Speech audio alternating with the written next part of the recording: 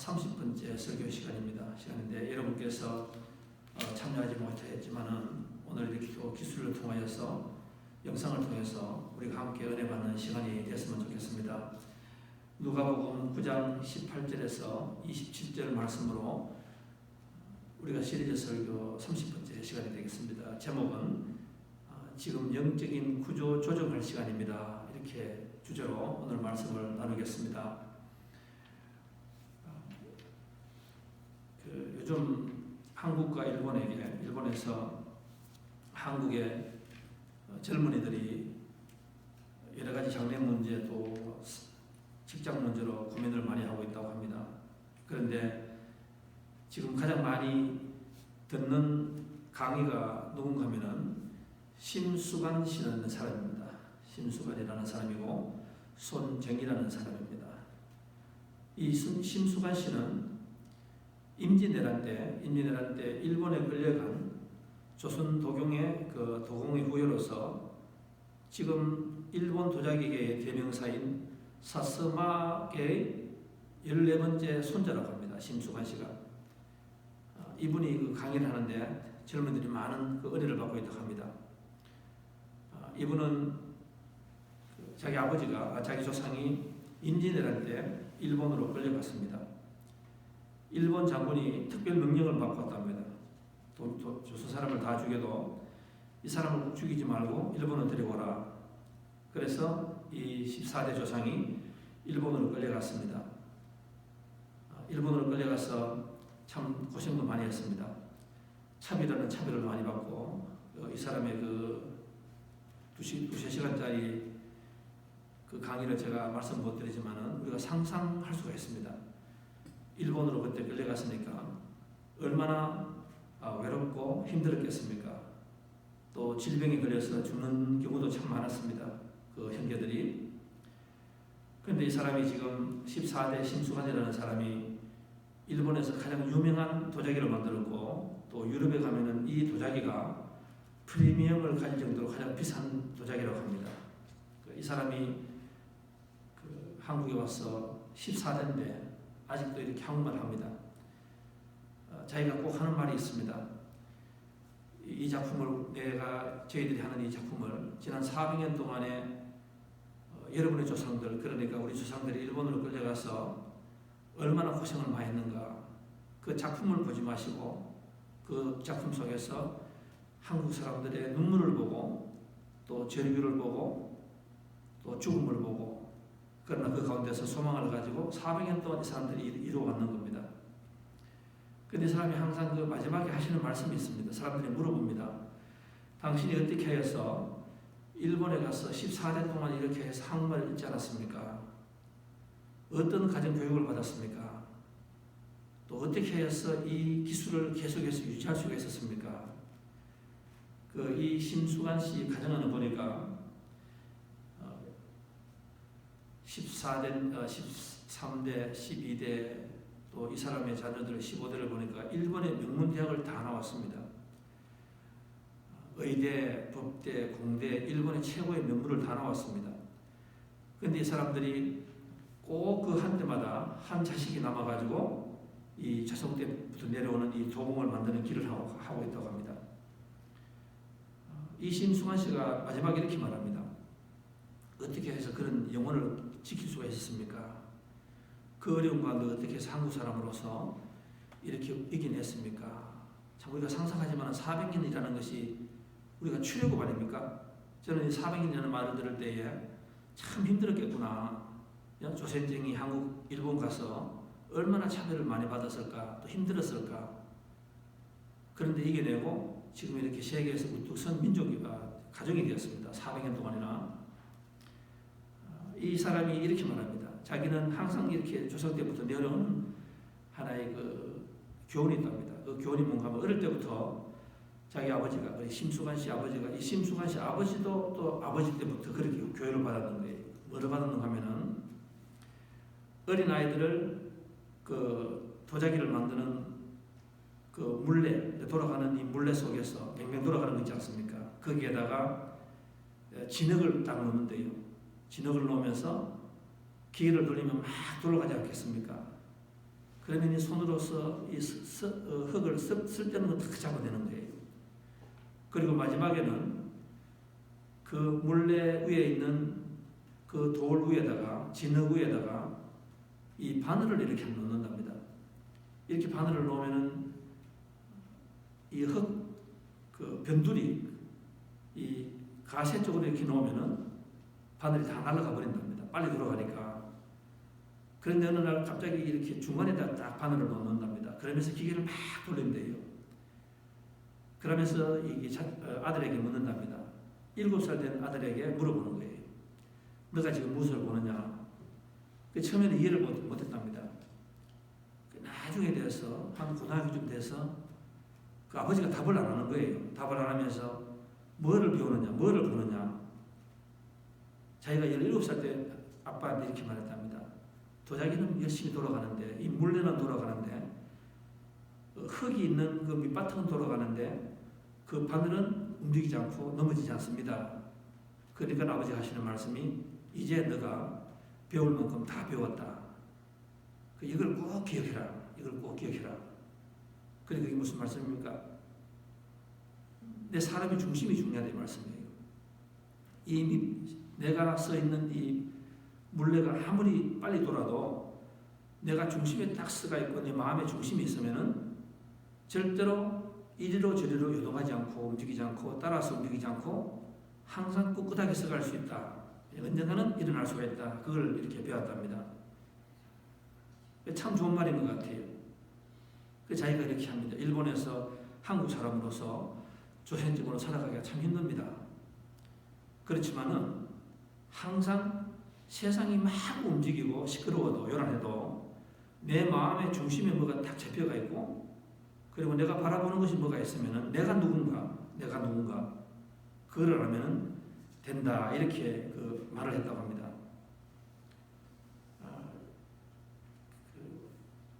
저는 그 신앙생활이 뭔가 참된 신앙이 무엇인가? 참된 신앙이라는 것은 움직이는 세상 속에서 움직이지 않는 어떤 진리의 중심을 찾는 것이다. 성경에 보면 3번 나옵니다. 야곱이 나오고 그리고 다윗이 하는 말이 있습니다. 우리가 다윗을 보면은 13번의 혼란을 겪은 사람입니다. 엄청나게 겪은 사람입니다. 자기가 낳은 아이가 죽습니다. 그리고 아들이 그 쿠데타를 일으키죠. 그래서 죽을 뻔도 하고 또 자기 잘못으로 인해서 백성들이 전염병 걸려서 많이 죽고 그런 일이 있었습니다. 그런데 그 다윗이 결국은 해서 하나가 배우는 것이 뭡니까? 그것이 뭔가 하면은 하나님께서 이 와중에서 사람이 살 수 있는 것은 하나님은 인간은 외모를 보시지만은 하나님은 우리의 중심을 보신다. 그 중심이 참 중요하다. 아무리 세상이 요란스러워도 내가 지금 무엇을 바라보고 있는가? 이 참된 신앙이다. 참된 신앙은 혼란 속에서 내가 시선을 어디에 가지는가? 그것이 참 중요하다. 그런 말이 있습니다. 우리가 사도 바울을 봅니다. 사도 바울은 지중해에서 유라굴로 태풍을 만났습니다. 그 유라굴로 태풍이라는 말은 성경에 보면은 한 번도 일어나지 않는 그런 쓰나미라고 이렇게 말합니다. 얼마나 바람이 거세고 얼마나 폭풍우가 심했는지 죽을 뻔하였다. 우리가 그 당시에 무슨 배를 만드는 훌륭한 조선 기술이 있었겠습니까? 항해 기술이 있었겠습니까? 또 무슨 내비게이터가 있었겠습니까? 그러나 그 와중에서도 사람들이 그 타고 있었는 사람이 276명이라고 합니다. 모든 사람이 다 난리를 칩니다. 지금 죽었다고 이렇게 말을 합니다. 그런데 한 사람이 있었습니다. 그 한 사람이 누군가 하면 바로 사도 바울이었습니다. 사도 바울은 그때 이렇게 이야기했습니다. 이 세상이 아무리 큰 태풍이 오른다 할지라도 여러분이 요동하지 않고 여러분이 내 마음의 중심에 예수님이 있으면 우리는 다 삽니다. 결국에 276명 중에서 한 사람도 머리카락 다치지 않고 다 살았습니다. 276명이 다 살았는 거예요. 그런데 반대로 타이타닉이 있습니다. 타이타닉은 문자 그대로 invincible 아닙니까? 절대로 무너지지 않는 배였습니다. 세계 최고의 기술을 가지고 있었습니다. 그런데 그 배가 결국에는 조그만 그 아이스버그에 충돌하여서 1200명이라는 1300명이라는 사람이 죽고 말았습니다. 왜 그랬습니까? 내 마음에 사람들이 중심이었기 때문에 사람들이 살려고 다 도망을 치다가 다 죽고 말았습니다. 우리는 오늘 여러분 우리가 예배당을 이렇게 보면서 제가 참 가슴이 아픕니다. 정말로 가슴이 아픕니다. 미국이라는 나라에 살면서 예배당을 갈 수 있는데도 못 가는 지금 형편이 되었습니다. 제가 지난주에 성도분들 몇 분 전화하고 또 가보니까 예상외의 말씀을 하셨습니다. 목사님 다 좋은데 다 참을 수 있는데 주일날 교회까지 문 닫고 예배를 드리지 않으니까 삶이 어떻게 되는지 모르겠습니다.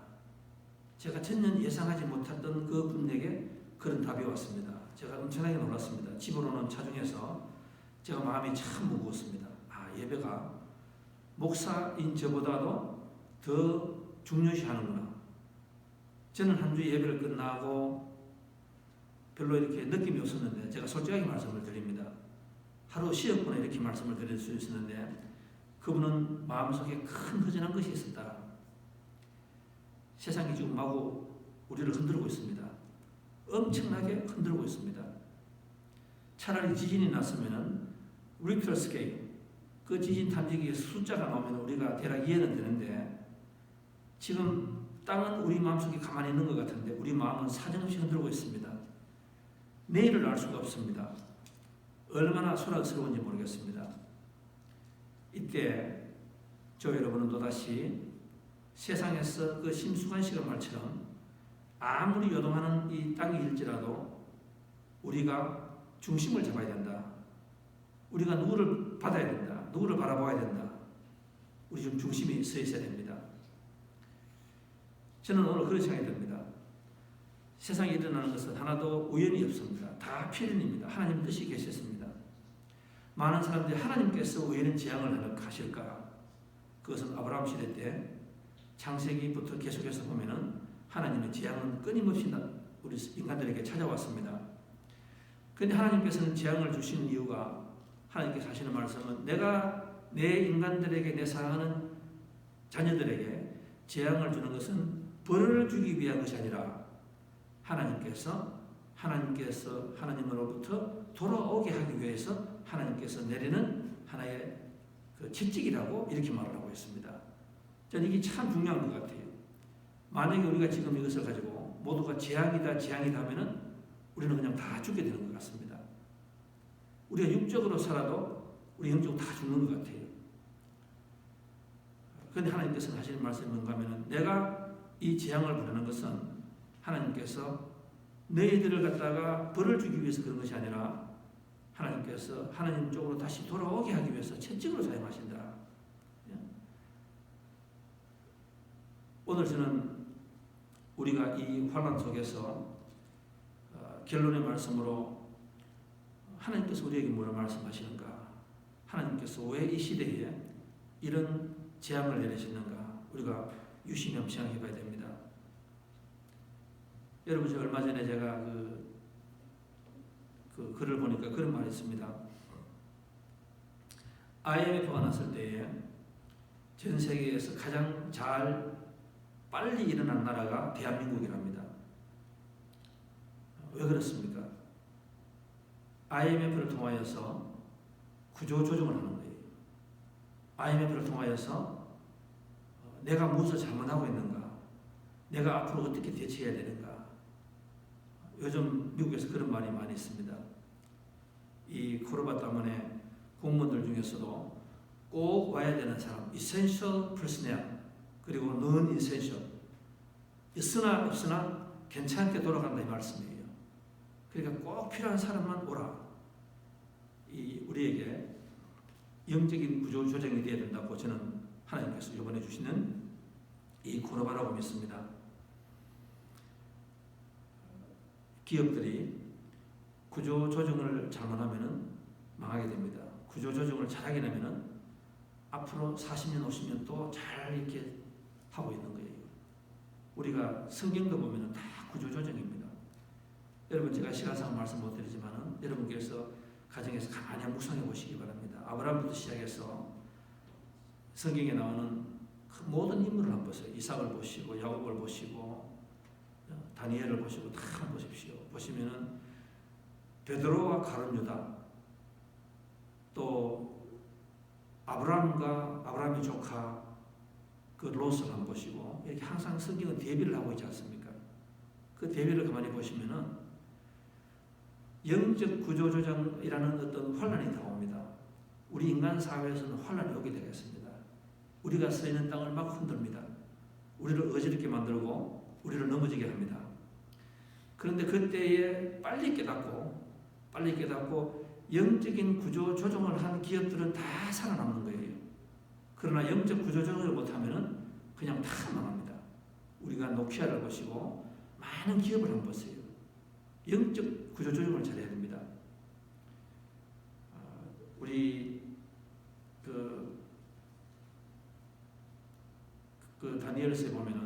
다니엘서에 보면은 다니엘은 6분 통해서 큰 혼란이 왔습니다. 그 같은 시대에 다니엘과 같은 사람들이 많이 있었을 것 같습니다. 그런데 우리는 다니엘과 그의 세 친구들은 우리가 다 이름을 기억합니다. 나중에 다니엘은 국무총리가 되었습니다. 바빌론에서. 그런데 그 다니엘은 환란이 많았습니다. 어릴 적에 13살 때에 바빌론 나라가 와가지고 부모를 다 죽이고 형제를 다 죽였습니다. 그리고 볼모로 끌고 갔습니다. 그게 세상 땅이 흔드는 세상 아닙니까? 얼마나 무섭지 않습니까? 그런데 이 다니엘은 나중에 다니엘서 3장, 4장, 5장, 6장 가보면은 다니엘은 어떤 요란 속에서도 항상 살아남는 사람입니다. 그런데 그 사람이 살아남는 것을 뭐로 하는가 하면은 그 사람은 삶에 꼭 원칙이 있었습니다. 그 원칙이 뭐가 있었습니까? 하루에 고향을 바라보고 3번 기도했다. 그러니까 아침, 점심, 저녁을 항상 시간을 내서 기도했다. 이런 말이 나옵니다. 다니엘서 6장에 그런 말씀이 있습니다. 다니엘서 6장에 이 다니엘이 너무 잘 나가니까 이방인 아닙니까? 히브리 아닙니까? 히브리인 아닙니까? 그러니까 이 바벨론 사람들이 시기 질투를 합니다. 죽이기 위해서. 그래서 이 다니엘이 몰래 뭐 하는 것을 이렇게 보았습니다. 보니까 하나님을 기도하는 거예요. 그러니까 이 부하들이 왕에게 가서 이야기합니다. 저 사람 뭐라고? 당신을 위해서 기도하는 것이 아니고 하나님을 위해서 기도한다. 저 사람을 죽여야 됩니다. 나쁜 사람입니다. 그렇게 이야기합니다. 그런데 그때에 이 다니엘이 뭐를 하는가 하면은 열왕기상 8장 46에서 50절에 나옵니다. 오늘 우리가 당하는 그 현실과 너무 이렇게 비슷하기 때문에 제가 잠깐 보겠습니다. 거기에 솔로몬이 성전을 만들고 난 뒤에 이렇게 말합니다. 하나님 앞으로 하나님의 자녀들이 세상을 살아가다가 이런저런 환란이 올 겁니다. 하나님 그때 어떻게 하면 되겠습니까? 하나님께서 말씀하십니다. 만약에 너희들이 이런저런 환란이 왔을 때에 솔로몬 성전이죠. 지금으로 보면 교회입니다. 너희들이 교회에 와서 이렇게 기도하면은 내가 그 모든 답을 다 주실 것이다. 거기에 이런 말이 있습니다. 6번째 기도입니다. 만일이라는 말이 계속해서 나옵니다. 만일 이 땅에 인간들이 해결할 수 없는 전염병이라는 말이 나옵니다. 인간들이 해결할 수 없는 전염병이 어느 날 갑자기 찾아오거든. 그리고 또 갑자기 홍수가 오고 갑자기 기근이 오고 갑자기 메뚜기가 나오고 갑자기 황충이 나오고 지금 여기에 나오는 이 말씀은 성경에서 계속해서 나오는 말입니다. 지금 아프리카에 메뚜기가 너무 많대요. 상상할 수 없는 메뚜기가 나온답니다. 그래서 그 빌 게이츠 씨가 곡식을 만들기 전에 먼저 메뚜기부터 찾아 하늘을 시커멓게 만드는 그런 메뚜기 떼가 나온답니다. 지금 옛날에 우리가 전염병 하면 성도들이 웃기지 말라고 이렇게 말합니다. 지금 이 콜레라 장티푸스보다 더 심한 것 같습니다. 전염병이 옵니다. 그런데 뭐라고 말씀하셨습니까? 만일에 너희들이 사는 땅에 그런 것이 오거든 너희들이 나에게 울고 눈물로써 통곡하고 회개하고 하나님께 기도하고 무슨 간구를 하거든 하나님께서 내가 무슨 기도나 무슨 간구를 하든지 내가 하늘에서 듣고 내가 너희들의 마음대로 다 해주겠다 이렇게 말씀하셨는 거예요. 이 다니엘이 그 말씀을 붙잡았습니다. 어떤 시기 질투 가운데서도 하나님께서 그 말씀을 듣고 끝을 내시는 거예요. 그래서 다니엘이 나중에 국무총리가 되었습니다. 저는 어릴 적에 그 할아버지가 아버지 엄마가 시골 나가시고 농장 나가시고 저를 손잡고 이렇게 농사 짓는 쪽으로 갔습니다. 아직도 기억이 나는 것이 있습니다. 이 사과밭이나 그리고 배를 이렇게 농사 지으실 때에 한 번씩 가시다가 이렇게 가위를 가지고 이렇게 전을 치시 가지를 치기를 합니다. 제가 할아버지에게 물었습니다. 할아버지 왜 저 가지치기를 합니까? 가지치기를 합니까? 그러니까 하시는 말씀이 저거를 하여야만이 나중에 가장 아름다운 좋은 곡식이 나온단다. 가장 배가 나온단다. 제가 나중에 깨달았습니다. 이 가지치기를 하는 거예요. 가지치기를 한다. 하나님께서 왜 우리에게 오늘 이렇게 고통을 주셨는가? 저는 하나님께서 우리 모두에게 영적 구조 조정을 하라고 말씀하시는 것 같습니다. 우리에게 우선순위를 똑바로 하라고 말씀하시는 것 같아요. 제 여동생이 한국에서 그런 말을 해왔습니다. 한국에는 직장에 나가서 요즘에는 부부가 외국의 동남아라든지 유럽 여행을 가지 않으면 인간 취급을 안 한답니다. 갔다 와야 된대요. 제가 보면 여기도 그런 것 같습니다. 제가 그런 생각이 듭니다. 어느 할아버지가 재산이 있었습니다.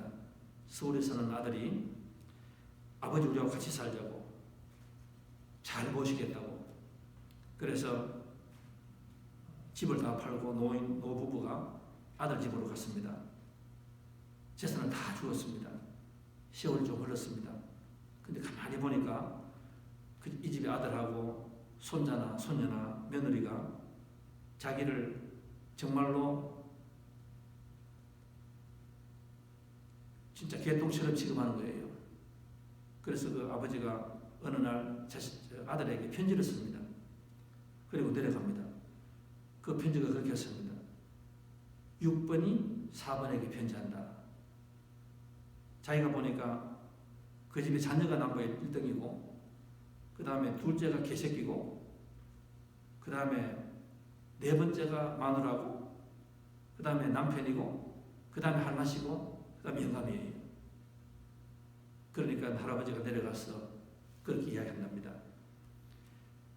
저는 요번에 이것이 하나님께서 우리에게 가지치기를 하시라 하는 것 같아요. 우리의 삶의 우선순위를 똑바로 잡으라 하는 것 같아요. 우리 삶의 중심에 이 세상이 많이 흔들릴 때에 제가 보니까 정말 너무 쉽게 가져갈 수 있는 것 같아요. 우리 성도님들이 많은 그런 분을 하십니다. 얼마나 세상적으로 우리가 깊이 빠져가 살아가고 있었습니까? 더 큰 집을 사야 되고 더 좋은 차를 사야 되고 더 좋은 여정을 해야 되고 그런데 그 순간에 보면 어느 순간에 가서 하나님 은혜는 다 사라졌습니다. 우리 마음의 중심에 세상 것으로 꽉 찼습니다. 그런데 세상이 요동을 치니까 우리가 살것이 넘어져요. 왜냐하면 우리 마음속에 있는 중심에 하나님 안 계시고 세상 것으로 가득 차기 때문에 하나님께서 영적 구조조정 하시라는 거예요. 우선순위를 똑바로 하라는 거예요. 무엇을 먹을까 무엇을 마실까 조심하라는 말씀이에요. 저는 훗날 지나서 저희 아버지나 저희 할아버지 때 물어보시면 항상 하시는 말씀이 6.25 전쟁 그리고 일본 시대 때 나라를 잃은 그 이야기를 하십니다. 하시면서 어느 날 갑자기 일본군이 와서 자기들 다 잊어버렸다. 6.25 전쟁이 왔을 때에 할아버지가 갑자기 모든 걸 피난하기 위해서 다 잊어버렸다. 그러면서 하시는 말씀이 저희들 보고 항상 하시는 말씀은 그렇게 말씀하십니다. 적당히 잘 살아라. 적당히 잘 살아라. 근데 우리가 세상을 지나면서 세상적으로 막 빠지고 말았습니다. 우선순위가 다 엉망이 되고 말았습니다. 사람들이 정말 보면은 정말 꼴불견들이, 저를 포함하여서 꼴불견들이 되고 말았습니다. 얼마나 빨리 세상을 타고 달려가는지 자랑밖에 없습니다. 하나님께서 재앙을 주시는 거예요. 왜? 우선순위를 똑바로 하기 위해서. 우선순위를 똑바로 하기 위해서. 학생들 2명이 저에게 편지가 왔습니다. 사인이 왔습니다. 목사님 이런 일이 있습니까? 저는 그렇게 생각합니다. 우리 시대에 저는 어린 젊은 청년들 보면 그런 것 같아요. 이 사건이 너희들에게는 참 힘든 과정이지만은 그러나 참 좋은 축복의 통로이다. 이걸 꼭 명심해라. 저희 할아버지 아버지가 명심했던 것처럼 빨리 명심하는 게 좋다. 뭔가 하면은 세상이 아무리 흔들려도 내가 가지고 있어야 되고 내 마음속에 가장 중심이 되어야 되고 내 삶의 가장 중심이 뭐가 되어야 되는가. 그것을 우리가 잊어버리면은 우리의 삶은 마치 또 흔들리는 세상 속에서 마구 무너지는 저와 여러분이 되는 거예요. 제가 학생들에게 그렇게 이야기했습니다. 제가 제 자녀들에게 이야기하지만은 앞으로 구조조정이 나온다. 이 경제가 지금은 모르지만은 지나고 나면은 많은 레이오프가 있을 것이다. 세상이 많이 변할 것이다. 문 닫는데도 많이 나올 것이다. 그때에 준비해라. 아빠 어떻게 준비하면 되느냐? 저는 그렇게 이야기했습니다. 그건 아무도 모른다고. Nobody knows. 얼마나 크게 많이 레이오프 시킬지, 세상이 어떻게 변할지 아무도 모른다고. 그런데 한 가지 중요한 것은 뭔가 하면은 오늘부터 너희들이 영적 구조조정에 대비하여서 마음의 준비를 하라. 오늘 가지고 있는 삶에 대해서 굉장히 감사하라. 굉장히 감사하라. 스몰한 걸 가지고 감사할 수 있어야 된다. 그리고 직장에 가서도 사장이나 제일 높은 사람들이 볼 때에 참 자는 내가 끝까지 킵하고 싶다. 그런 말을 주는 정도로 열심히 노력하라. 이스라엘 사람들이 얼마나 바보랐습니까? 40년 출애굽할 때에 하나님께서 어떻게 됐습니까? 계속 컴플레인 불평했잖아요. 하나님께서 나중에 다 죽여버렸습니다. 나중에 출애굽 39년째 됐을 때에 이스라엘 사람들이 마침내 깨닫습니다. 이 광야에서 자기들을 훈련시키는 것은 하나님께서 죽이기 위해서 그런 것이 아니라 하나님의 자녀로 만들기 위해서 영적 구조 조정하라고 하시는 거예요. 나중에 와서 그 사람들이 보면은 아무도 가진 것이 없었습니다. 그 정말 재미지 않습니까? 처음에는 마늘을 달라, 뭐를 달라, 고기를 달라 끊임없이 불평하였는데 나중에는 그런 것 없이도 무조건 감사했습니다.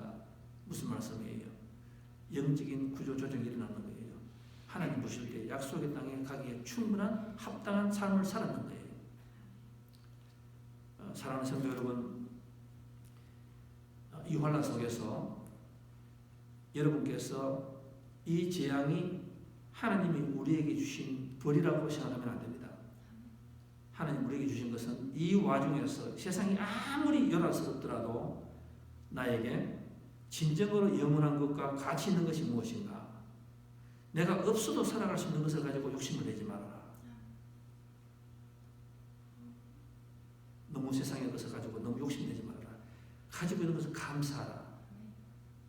여러분 그렇지 못하고 이 영적 구조 조정을 못하면은 이 이번에 오는 재앙이 여러분의 삶의 시작이 되는 겁니다.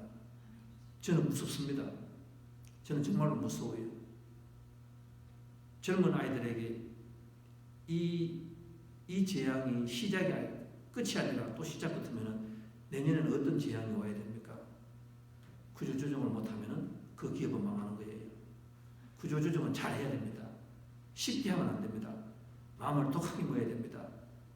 내가 필요 없는 것, 썩어지는 것을 가지고 너무 욕심을 내지 말고 내 삶에서 예수님이 지금 몇 번인가? 만약에 10번이 아닌가? 교회에 나와서 예수 믿는 게 액세서리 아닙니까? 그냥 놀러 나온 것이 아닙니까? 그냥 감동이 없는 거 아닙니까? 저는 요번 기회에 스펄전 목사님이 생각납니다. 자기가 하루는 설교를 하러 가는데 그 사모님들이 뭘 그렇게 물었대요. 자기 오늘 설교를 못 하겠다고. 왜 그러냐고 하니까 내가 오늘은 설교를 하고 싶은데 내 마음에 감동도 없고 눈물도 없다. 내가 어떻게 설교를 하느냐. 그러면서 거기서 자기가 통곡을 했다. 저는 이번 기회를 통하여서 저 자신을 바라봅니다. 예배가 얼마나 중요한고 예배를 이제부터 정말 황금처럼 생각해야 되겠다. 여러분에게도 똑같은 은혜가 임하시기를 바라겠습니다. 구조조정 잘 하시는 여러분 되었으면 좋겠습니다. 그리하여서 하나님께서 어느 날 갑자기 이 재앙을 가지고 오신 분도 하나님이시고 또 거두어 가시는 분도 하나님이시다. 왜냐하면 재앙은 하나님께서 오시고 하나님께서 거두어 가시는 하나님께서 계십니다. 그리고 다시 시작할 여러분께서 세상에서 가장 잘 자라가는 행복한 가정 되시고 사업주 되시고 어느 기업보다도 더 창창한 앞날을 꿈꾸시는 여러분 되시기를 주님 이름으로 축원드리겠습니다. 예. 자, 기도하겠습니다. 하나님 아버지, 저희들이 세상에서 세상이 뒤죽박죽되고 세상이 마구 끝나는 것 같은 그런 불안한 마음을 가질 때가 있습니다. 하나님 아버지, 우리는 마음의 중심이 어디에 있습니까? 혹시나 우리가 그동안 우리 주님의 우리 마음속에 세상의 것으로 꽉 차 있지는 않았습니까? 우리 예수님은 제일 바른 라인이고 세상 것으로 우리 마음속에 너무 꽉 차지는 않았습니까? 예수님께서 하나님께서 이런 재앙을 주시는 것은 우리로 하여금 벌을 주시기 위해서 그런 것이 아니라 우리에게 영적 구조조정을 하라고 우리에게 우선순위를 잘 하라고 그리하여서 하나님이 축복을 주실 때에 그것이 하나님 영광으로 이어지는 합당한 삶을 살아라고 주셨습니다. 하나님 아버지, 우리 모두가 우선순위가 변하는 우리들의 이 지금의 시험이 되게 도와주시옵소서. 영적 구조조정 잘하는 저희들이 되게 도와주시옵소서. 가슴 아프지만은 쓸데없는 것을 마구 가지를 칠 수 있는 저희들이 되게 도와주시옵소서. 가벼운 마음으로 주님만을 위하여서 주님만을 가지고 주님만이 우리를 먹이고 입히신다는 것을 확신을 가지고 살아가는 저희들 되게 도와주시옵소서. 예수님 이름으로 기도하였사옵나이다.